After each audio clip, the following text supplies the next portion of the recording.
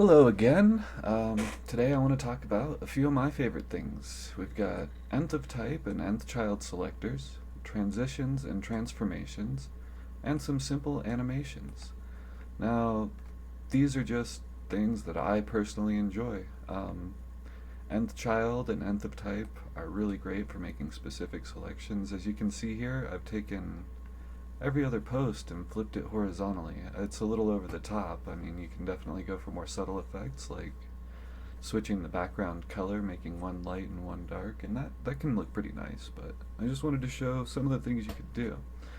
And to flip them, I just used a transformation here. When you scale the x-axis by -1, it'll flip it horizontally like that. Here, if I change it to y, you can see it goes upside down. And if I change it to the Z, it doesn't do a whole lot. But just a fun little thing to do, and you can already see the transitions working on those post messages there, which is the next thing I wanted to show you guys. Oh, and the difference between nth-child and nth-of-type. Nth-of-type will do everything on the page. Nth-child will be each child of a certain parent. So if you want to switch them just in a thread, child is good. If you want to do all the threads or all the posts regardless of what thread they're in, like on a board page, then nth-of-type would be good, because that would go through the entire body and not just start at the beginning of each thread. And odd and even are just shortcuts here. You can also put things like 3n, so it'll do every third one, plus an offset, so every third one starting from the fifth. And if we set that for all of these, it'll change the things that are selected, basically based on that pattern and that offset, which is pretty useful. You can do some cool stuff with that.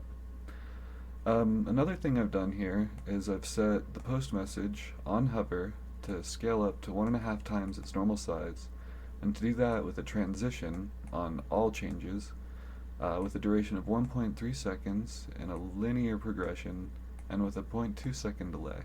So here you can see that happening. It gets bigger, and then I take the mouse away and it gets smaller. Bigger, smaller. And you can make it smaller. You can change this up to something like an ease effect, where it'll kind of be smooth on the in and out there. You can also do ease in and ease out, and you can increase the delay so that it waits a second or two before it does the transformation.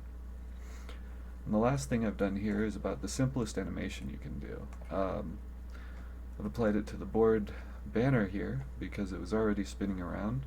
As you can see, we've got our keyframes defined. We go from a rotation of 0 to a rotation of 1080.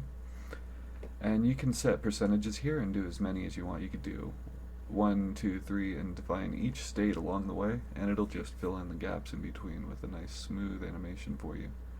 But as you can see, when we hover, it's set to do an ease, just like before. It takes a half a second, spins it around a number of times, and it'll repeat infinitely. You can also set it to go forward, and it'll only play once. And again, you can do a linear. Instead of having that smooth in and out, it'll just do the same speed, start to finish. And I believe you can do backwards as well. It'll play the animation backwards, but you can't really tell with this one. It's pretty simple. So yeah, that's some stuff I enjoy. Hover effects, animations, keyframes, transitions, nth-of-type and nth-child selectors. These are all great, wonderful things, and they're fun to use and fun to play with, and I will catch you guys next time.